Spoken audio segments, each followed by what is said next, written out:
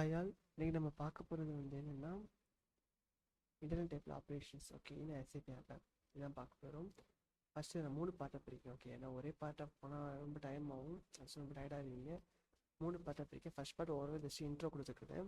Next part என்னென்னா நான் அதோட டைப்ஸ் ஒவ்வொன்றா அதாவது பாதியாக பிரிக்கிறேன்.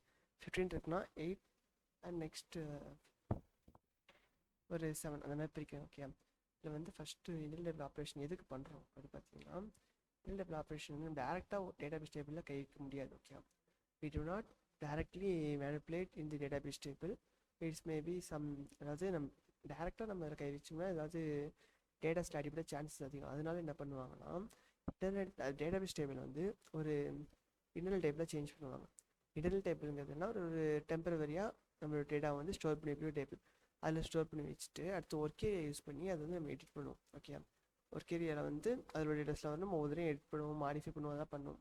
அதுக்கு வந்து இந்த 15 ஆப்ரேஷன்ஸ் நம்ம யூஸ் பண்ணுவோம். ஓகே, இந்த 15 ஆப்ரேஷனில் அப் அண்ட் அப்படின்னா என்னென்னா, அப் அண்ட் இன்செட் ரெண்டுமே ஆட் பண்ணுறது தான். நான் அப் அண்ட்னா அதில் பாட்டமில் ஆட் ஆகும். அது இன்செட் அப்படின்னா என்னென்ன ஆகும்னா, குறிப்பிட்ட இண்டெக்ஸ் வேல்யூஸ் இண்டெக்ஸ் லைக் எந்த இண்டெக்ஸில் டார்கெட் லைக் ரெண்டாவது இண்டெக்ஸ் மூணாவது இண்டெக்ஸில் வந்து நான் டார்கெட் பண்ணுறேன் அப்படின்னா அது தான் இன்செட் ஆகும். ஓகே, அடுத்து ஷார்ட்டுங்கிறது என்னென்னா, நம்ம வந்து அசெண்டிங் ஆர்டர் டிசெண்டிங் ஆர்டர் அதில் நம்ம ஷார்ட் பண்ணிக்கலாம். ஓகே, நம்ம ஓவரால் டேட்டாபேஸ் டேபிள் நம்ம எம்ப்ளாயி நேம் அப்படின்னா எம்ப்ளாயி நம்பர் எப்படி எனக்கு அசெண்டிங் டிசெண்டிங்கில் ஸ்டார்ட் பண்ணி சொன்னால் பண்ணுவோம்.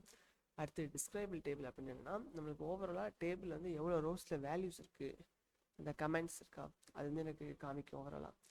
அடுத்தது என்னென்னா ரீடுங்கிறது என்னென்னா, இந்த இருக்கிற டேட்டாபேஸ் டேபிளில் எனக்கு சிங்கிள் வேல்யூ லைக் எப்படி சொல்லலாம் ஈஸியானா, எனக்கு வந்து இண்டெக்ஸ் வேல்யூ 1ல் உள்ள ரோ மட்டும் எனக்கு வந்து ரெக்கார்ட் காமி, இல்லை இண்டெக்ஸ் 28ல் உள்ள ரெக்கார்ட் காமினா அதுக்கு ரீட் டேபிள் யூஸ் பண்ணுவோம்.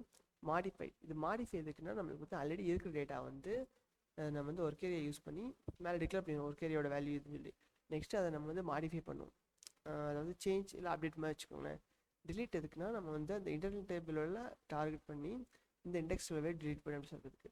அடுத்து டிலீட் அட்ஜஸ்ட்மெண்ட் டூப்ளிகேட்ஸ், டிலீட்லேயே வேறு யூஸ் பண்ணிக்கலாம், வேறு யூஸ் பண்ணிக்கலாம். அட்ஜஸ்ட்மெண்ட் டூப்ளிகேட் எதுக்குன்னா நம்மளுக்கு வந்து எனக்கு ஒரே நேம் நிறைய டேட்டாஸ் இருக்குது அப்படின்னா, லைக் இப்போ மாரிசெல்வம் மாரிசெல்வம் ஒரு 4 பேர் இருக்காங்க. ஓகே, அதாவது ஒரே நேம் திருச்சி மல்டிபிள் டூப்ளிகேட் ரெக்கார்டாக இருக்கும்போது அந்த ரெக்கார்டை டிலீட் பண்ணுறதுக்கு யூஸ் பண்ணலாம் இருக்கும். அடுத்து வந்து அது டிலீட் அட்ஜஸ்ட்மெண்ட் என்னென்னா நியர்பை வேல்யூஸ் மட்டும் டிலீட் பண்ணும். ஓகே, அடுத்து அதே இது நம்மளுக்கு வந்து எனக்கு இல்லைங்க எனக்கு மல்டிபிள் வேல்யூஸ் டிலீட் ஆகணும், அது எங்கே இருந்தாலும் அப்படின்னா நம்ம வந்து அது ஷார்ட் பண்ணி பண்ணணும். அடுத்தது கிளியர் அண்ட் ரெஃப்ரெஷ் ரெண்டுமே ஒரே வேலை தான் பார்க்கும். ஓகே, கிளியர் வந்து இன்டர்னல் டேபிளையும் கிளியர் பண்ணும், அதேமாதிரி ஒர்க் ஏரியாவும் கிளியர் பண்ணும். பட் ஸ்பெசிஃபிக் ஒர்க் ஏரியாவுக்கு க்ரியேட் பண்ணாங்க. ரெஃப்ரெஷ் வந்து இன்டர்னல் டேபிள் மட்டும் தான் க்ரியேட் பண்ணும். ஃப்ரீங்கிறது வந்து ஒர்க் ஏரியாவும் கிளியர் பண்ணும், அல்சோ இன்டர்னல் ஏரியாவும் கிளியர் பண்ணும். இந்த 3 இதுவுமே கிளியர் பண்ணணும் சொல்கிறோம்ல, அது வந்து கிளியர் அண்ட் ரெஃப்ரெஷ் வந்து ஜஸ்ட் ரீசெட் தான் பண்ணும். ஆனால் ஃப்ரீ என்ன பண்ணும், மெமரி ஸ்பேஸே ஃப்ரீ பண்ணி விட்டுரும்.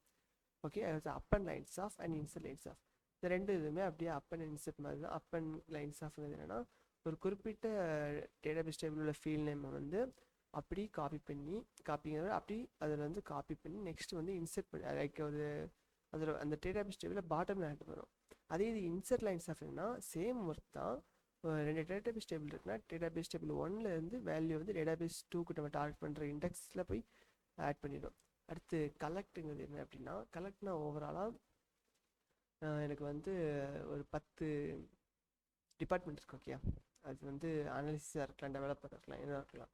எனக்கு 10 டிபார்ட்மெண்ட்டோட டேபிள் பார்க்கும்போது ஓகே ஈஸியாக இருக்கும். அதே இது எனக்கு வந்து அந்த 10 டிபார்ட்மெண்ட்டோட எஃபிஷியன்சி கண்டுபிடிக்கணும், ஒவ்வொரு ஒர்க்கருக்கு எஃபிஷியன்சி இருக்கும், அதை கண்டுபிடிக்கணும் அப்படின்னா என்ன பண்ணுறேன்னா, நம்மளுக்கு வந்து ஓவராலாக எம்ப்ளாயி டேபிள் இருக்கும். ஓகே, அந்த எம்ப்ளாயி டேபிள் டார்கெட் பண்ணுறோம். எம்ப்ளாயி டேபிள் டார்கெட் பண்ணி அதில் வந்து அந்த டிபார்ட்மெண்ட் அண்ட் எஃபிஷியன்சி இதை மட்டும் போடுறோம்னா, டிபார்ட்மெண்ட்னா for example analysis, data analysis, data science இந்த மாதிரி இருக்கான டேட்டா அனாலிசிஸ் மொத்தமாக ஆட் ஆகி அதோட எஃபிஷியன்சியோட ஒவ்வொரு எம்ப்ளாயோட எஃபிஷியன்சியுமே ஓவராலாக ஆட் ஆகி அது வந்து சம் ஆயிடும். இது வந்து கலெக்ட் வந்து சம் ஆஃப் அந்த நியூமரிக்கல் வேல்யூ மட்டும் சம் பண்ணி விட்ரும். ஓகே, அடுத்த மூவ்ங்கிறது இருக்குன்னா ஒரு இன்டர்னல் டேபிள்லேருந்து மொத்தமாக வேல்யூ வரதுக்கு இன்டர்னல் டேபிளுக்கு மூவ் பண்ணுறது. ஓகே, இதை 15 ஆப்ரேஷன்ஸ் இன்றைக்கி நம்ம பார்த்தது போதும். இன்கேஸ் ஃப்யூச்சரில் வந்து நம்ம இதை பற்றி இன்னும் டீப்பாக பார்ப்போம். Okay, thank you.